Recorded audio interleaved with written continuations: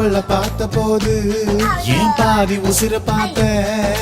உயிரும் உயிரும் தான் பேசும் பாஷையே மூச்சுக்குள்ள கேட்டேன் அவ எதிர வந்து நின்னா